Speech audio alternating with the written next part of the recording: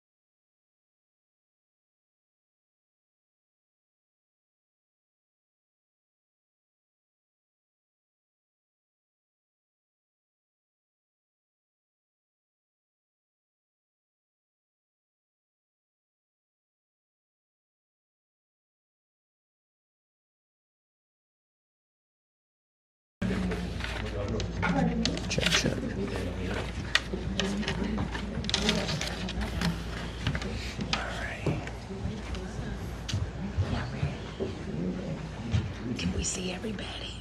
We look good.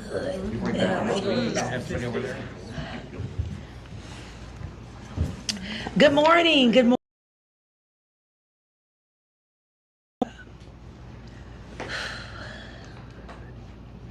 Investing in Louisville is fun. Walks is vital.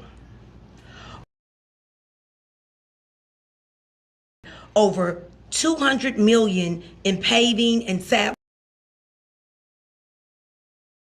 have added to this sizable capital investment with capital funding targeted at infrastructure improvements like sidewalk repairs, traffic control, and park improvements, and more. Efforts pedestrian mobility and pavement quality. These improvements lead to a better quality of life for residents. Today, 3 caucus members will highlight ongoing projects focused on infrastructure and improvement.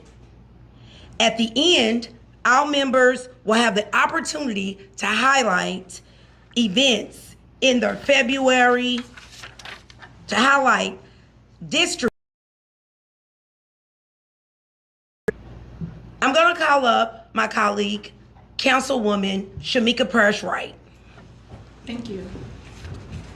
Good morning. I'm going to ask my legislative aide, Ben, to come over here with our prop, which shows our 13 neighborhoods, because often in the media when we talk about District 3, we mention Shively, which is an amazing small city within the.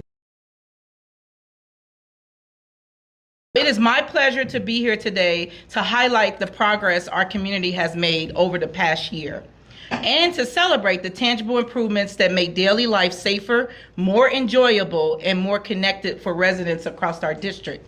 When we invest in infrastructure, we invest in people. Every sidewalk, street light, and park amenity represents more than just construction. It represents care for the families, children, and seniors who call our neighborhoods home. I'm proud to share that this past year, the District 3 office has prioritized projects that reflect that vision. One of our most significant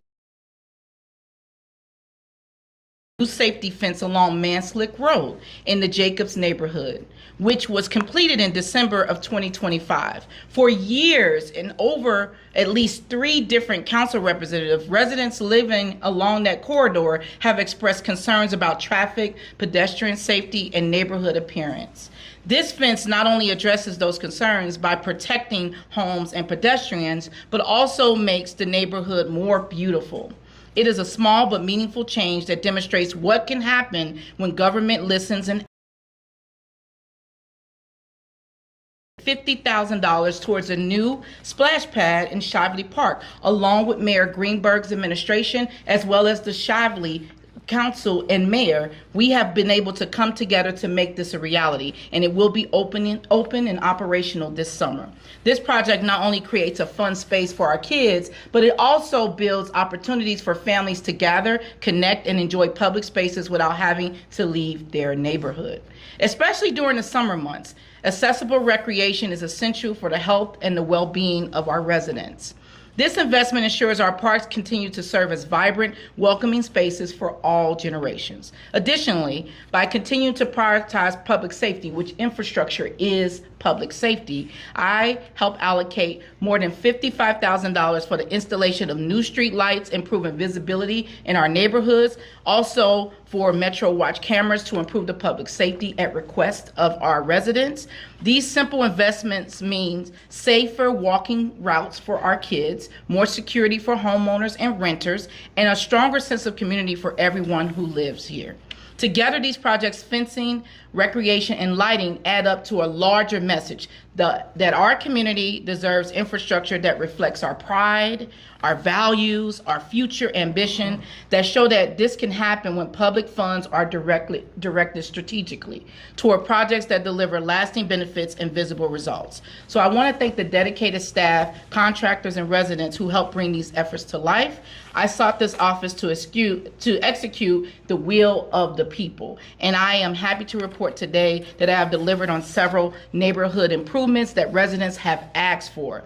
There is still much more work to do, but I'm excited to continue listening to residents and giving them exactly what they need and want. Last, as I look ahead, we are looking forward to an expanded Shively Library, a reimagined Gigi Moore Park, and more robust maintenance of public spaces, including safe sidewalks and litter-free parks and streets. Because we strengthen the foundation of our neighborhoods. When we do that, we strengthen the entire city. Thank you.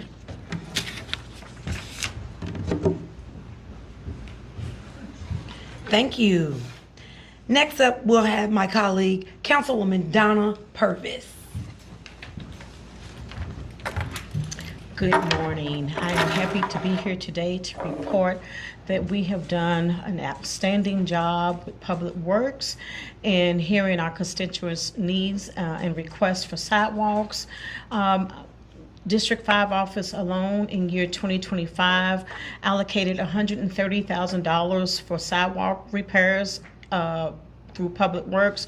In addition to that, year 23, 24, and 25, there was $755,000 worth of sidewalk repairs done in District 5. These are sidewalks that normally would rate a 4 and a 5, and so now we have new and improved sidewalks that will prevent trip hazards, that will allow pedestrians to walk freely and safely along the city streets.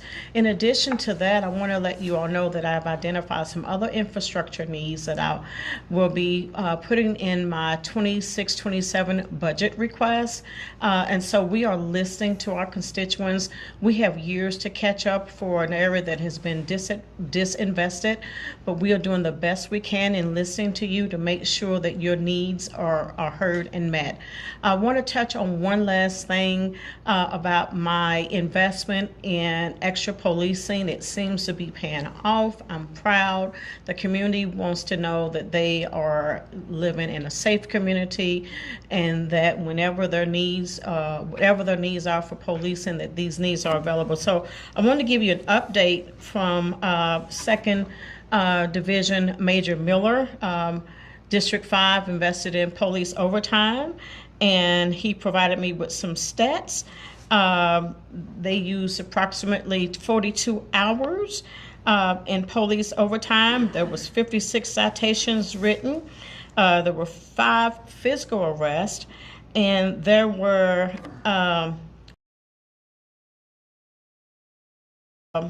10 through 11s. I don't know what 10 through 11s mean. That's police language. I don't know.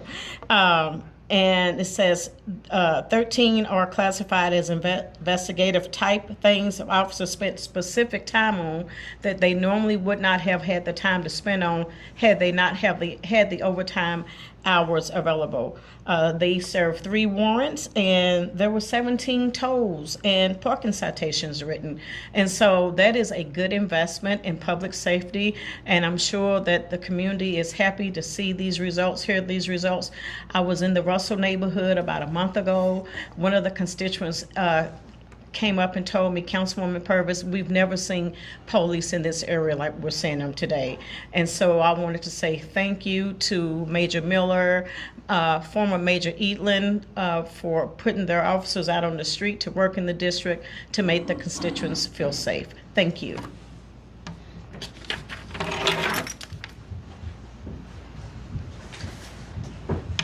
All right, thank you. Next, I have my colleague, Councilwoman Betsy Rui.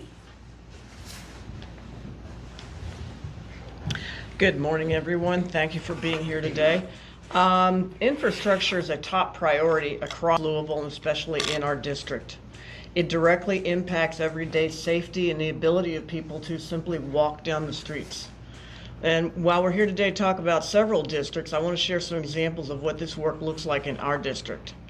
Among the things that we did, what is called a rectangular rapid flashing beacon on Southern Parkway. You might know it as a mid-blown to make sure that we had high visibility there, so we installed that. This improves safety for students, families, people with disabilities, everyone who uses that crosswalk. It's a simple improvement, but it's one that does make a difference every day. One of the issues we hear about most often from our constituents is speeding on neighborhood streets. Pollution is a speed hump.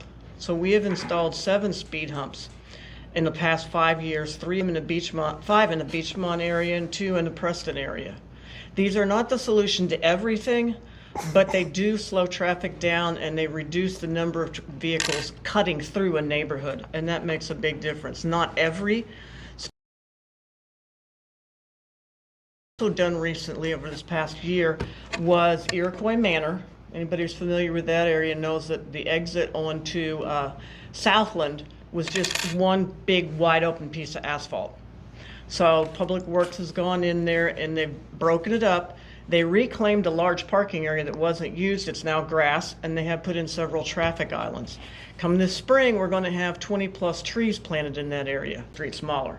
So that's another thing we can do to make that area safer. So we always look for community input to see where people have problems. We can't be everywhere in the district, and we count on our constituents to let us know. The sidewalks along 3rd Street, which is over a mile, with various sidewalks have finally been repaired. They were actually doing it up to Christmas. So I'm very happy to have seen that done. Once again, then in a neighborhood that's very walkable, it makes that area safer for everyone. So thank you for being here today. And next. All right, next we're going to give to speak on different things that are going to be going on this month in their districts or meetings that are important for their constituents to know about.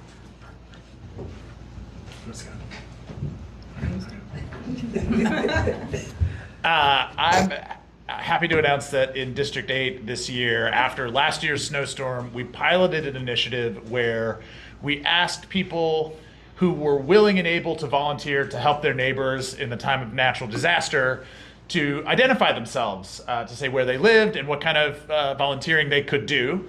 And we asked people who might have needs, or for example, shoveling, to identify themselves or their neighbors who might be impacted and unable to help themselves. So far, we've had more than 50 volunteers sign up, and every single identified need that was brought to our office was met by one of those volunteers, which was really cool. This was a pilot initiative for this year, definitely something that we're going to be expanding. So if you live in District 8, you can go on our website. If you are willing to volunteer, particularly if you have a snowblower, that would be amazing. Or if you need help or know someone who does, please let us know, and we're happy to make those neighborhood connections. Thank you.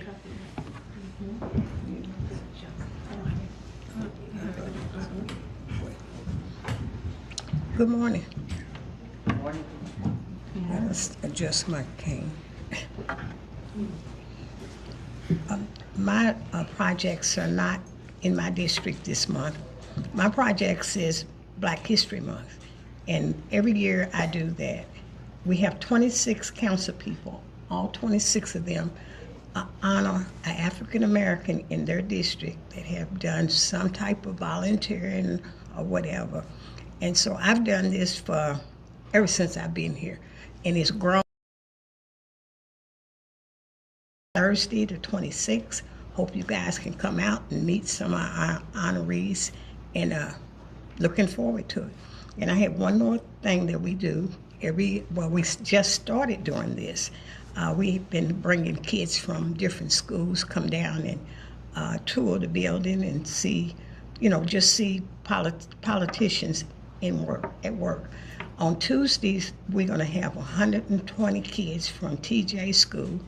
Hope you guys can come out, because that's a lot of kids.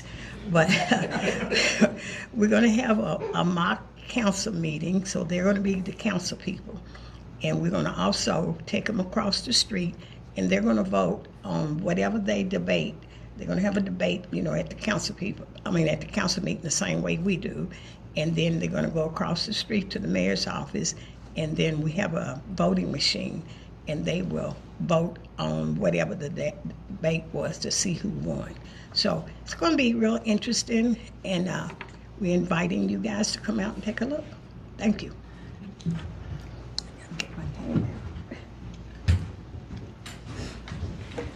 Hi, Ken Herndon, District 4.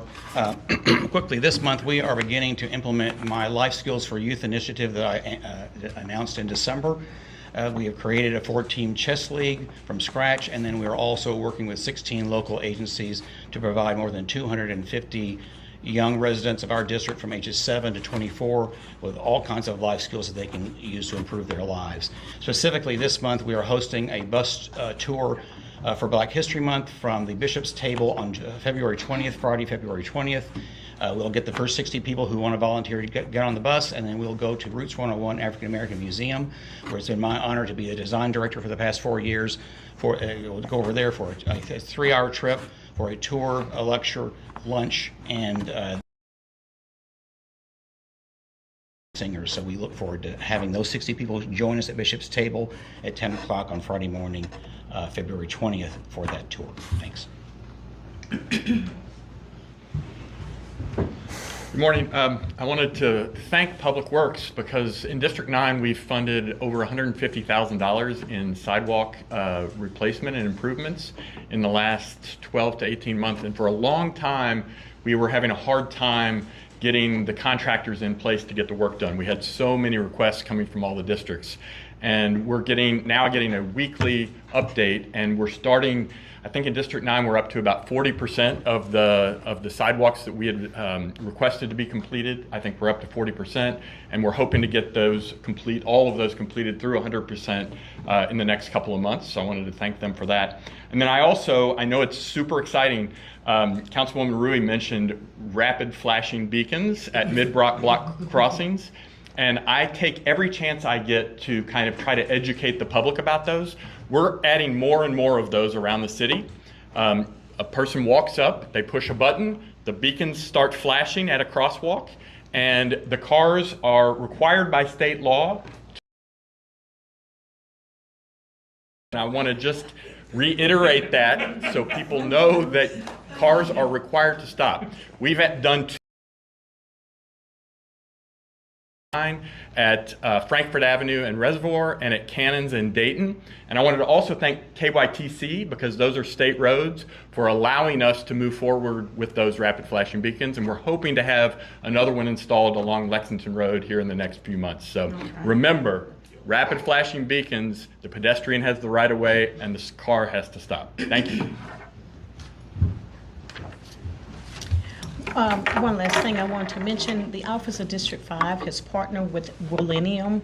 It is a nonprofit group that centers or that focuses on teenagers and their needs. And so on the 16th of February, which is a school day, which is a scheduled day for school to be out, February 16th and 17th, they will have an event at the Portland Community Center, also known as Smalley Leonard Center, Shoot Balls and Not Guns. And so what will be involved, they will have scheduled basketball games for the youth, and as well as getting a free haircut. There will be food there as well. So we're encouraging all the youth that want to find something productive to do on that day, that Monday, the 16th, call our office if you need to know more information about how to sign up, 574-1105. It sounds like it's going to be a fun event. So we just want to give the children something safe to do on their day out of school. Thank you.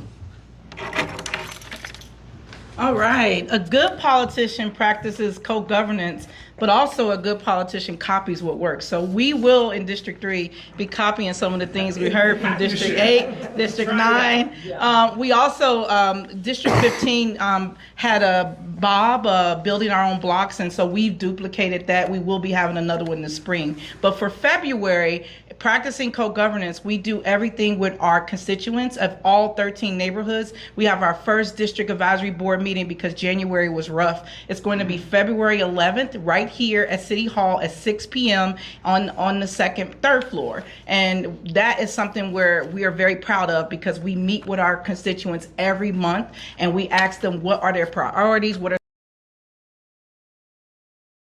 excited that we will be starting that February 11th, 6 p.m. All is welcome, and we always have food. Thank you.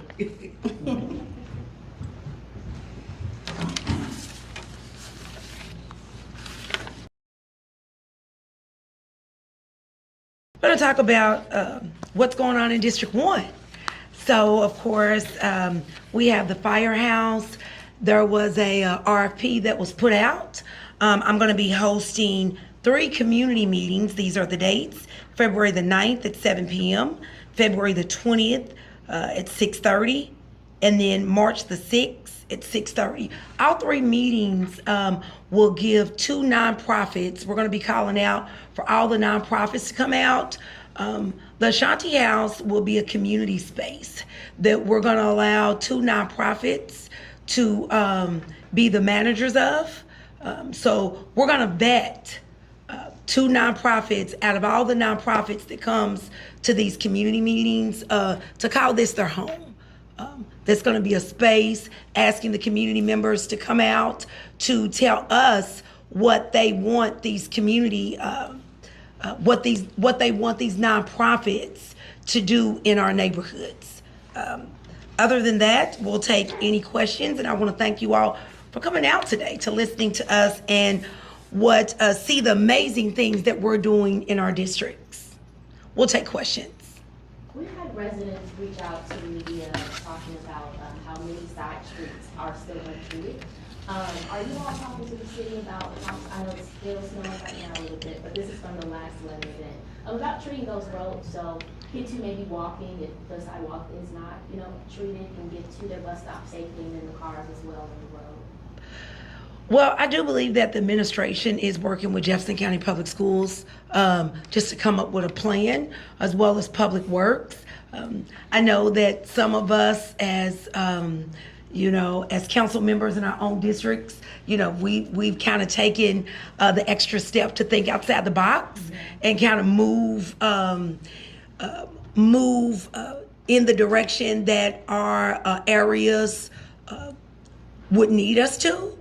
For those side streets, but also we have to be very cognizant and cautious about how we take those things into our own hands. I think moving forward, this year's budget, we're probably going to be looking to invest money in Public Works for things like this that come to fruition. This is something that we didn't expect, but it's always good to, if you stay ready, you don't have to get ready. So I think that is something that we're going to be doing collectively. We're going to be asking for funding to be placed in Public Works, or to outsource, different agencies to help, because we're going to need a lot more people than just the city workers to combat the entire city. How much more do you think should be invested in snow response? I think that I'm going to lean on my colleague Andrew Owens to speak on. He's an expert with that. Thank you. Well, thank you. I'm no expert, but I think, listen, as we go forward, we have to determine as a city whether this is the new normal or not. Yeah. I mean, you look back over history in Louisville, the last 2 years we've had large snow events that then have been followed by below freezing temperatures for a long period of time. That, if you look at history, that is very, very rare in Louisville.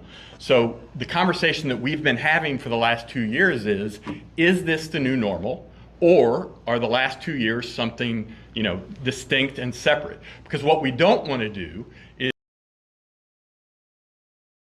that would be required to do all of the snow removal that people are asking for, and then going forward that equipment might sit in a parking lot and rust for the next 10 years because we didn't have these events going forward. So from just me personally, at this point I'm still kind of in a wait and see mode to see whether this is new normal, and if it is, we're going to have to talk about what that looks like. We're going to have to talk about personnel for Public Works and how much we're willing to budget for snow removal going forward if we think this is the new normal. I just want to add, I do agree that we should be investing more in Public Works and increasing the budget. I don't think we're in a normal phase. I think My worry is that we're not ready for any natural disaster, and that concerns me. But I also have the benefit of living in the city of Shively that gets it done well. And even though it's a smaller city, they've found ways to make it work. And I think that we need to start looking at sister cities, other ways that people are doing it, and start to duplicate what is working. Now, I do have a bias because I grew up in Cincinnati, and I saw a city that was always prepared for that. Even though it's a lot of hills and valleys, there was always investment into that early on, and the salting and all the things that are needed started very, very early. I think that because of climate change, we can't expect anything to be normal, that we all have to invest in being ready for the next natural disaster, even if it is something that we create. I have paid my own personal dollars as well as my legislative aid to dig out seniors like Councilwoman Hawkins has talked about. That's not sustainable. That's the Band-Aid here and there. I think we're beyond Band-Aids, and to increase what public works need, to outsource, as it's been said, to get more people who are qualified to help get the needs and get those things met. And last, I'll say, it is really hard for people. Everyone doesn't have the snow equipment. There is a tool library you can rent equipment from, but we need to have more things that are on point. So that's why we're looking to duplicate the things that District 8 talked about around having a volunteer pool of people who are ready to get people out. So I think it's going to take a multifaceted approach, and we're going to have to put resources behind those approaches. Thank you.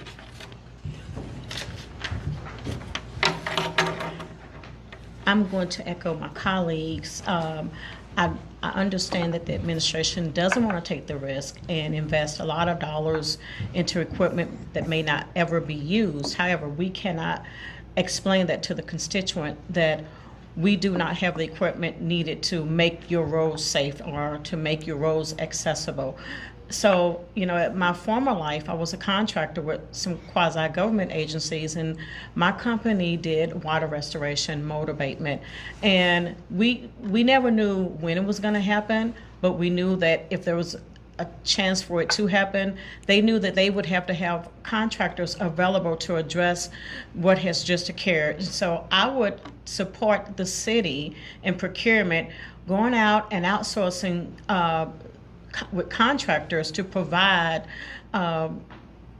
snow removal. It takes a lot of the liabilities off of the city. If you go ahead and contract with a contractor that can provide these services, you won't have to, look at investing in a whole lot as far as employee, and never ever to slight the unions. But this year, we have really, really worked our employees to the bones, and my hat goes off to them because they did the best they could with what they had to do, and so I'm so proud of them doing the work that they did. But let's be smart about this.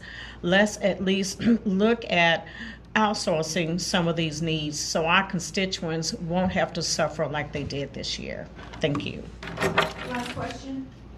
Hold on, Kid. Just quickly, I just want to thank the public for being understanding.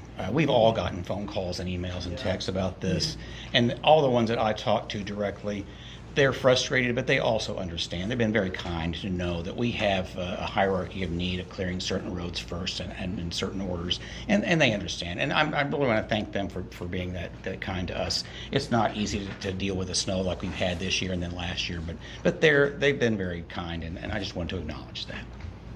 Question for Councilwoman Rui. About the using trees as a sort of traffic calming measure, I was wondering, has that been used elsewhere in the city, and have there been any studies that you know of that show it improves safety on the roadway? Yes, that is a common intervention on streets throughout Louisville, and that's part of the urban forestry master plan, is to retree Louisville, and it's better for our mental health. We feel better in treed areas. We're under less stress, and yes, they do visually shrink a road. They make the road appear smaller. So anywhere that we can use that, we will try to use that. They come to their best effect like 10 years down the line. It's not an instant fix like a speed hump, but they do make a difference, and feel free to contact planning and design, but it's used a lot of places, yes. Can you just ask her after? We'll go ahead. Thank you. so much. We appreciate it. Thank you.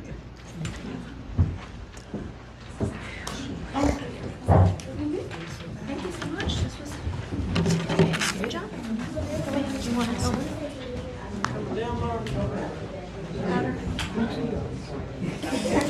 We got you. That's exactly what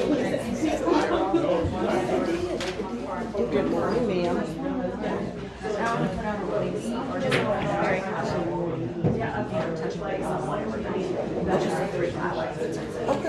sounds like that.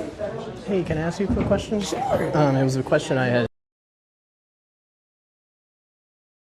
And just for full disclosure, I am recording audio at the moment, if that's okay. So with the recent news of the Metro government's purchase of that property in the South End, we have a lot of concern among Louisvillians about the government is going to build a cop city on that property. Taking to address those concerns and to potentially push back against that project. Well, I have to see what our project entails. We've not heard a whole lot about it. You know, as far as Cop City, I do believe that we need police. You know, but to have a Cop City, you know, absolutely not. So I'd have to look to see what that consists of. When we get some more information about it, I think I can speak a little bit more firmly on which side of the road I'll be on. Okay. Can you potentially give a timeline into how long it'll be before you'll have more of those details? Yeah, that would be helpful. At least 30 days. Okay. Give me 30 days. Okay. All right. Fair enough. All right. Thank you. Appreciate All it, right. Tammy.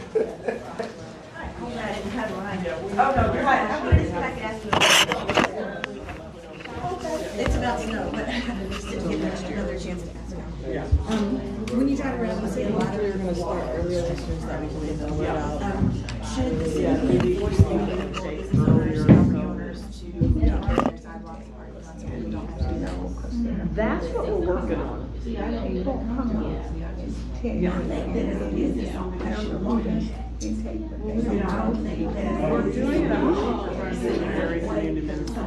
All right, that's going to be it for now.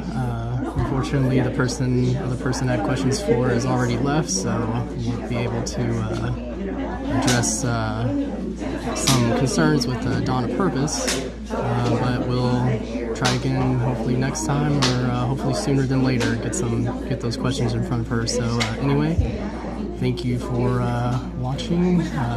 Share, like, all that good stuff. Subscribe if you haven't already. Y'all stay good, stay safe. Free Palestine, peace.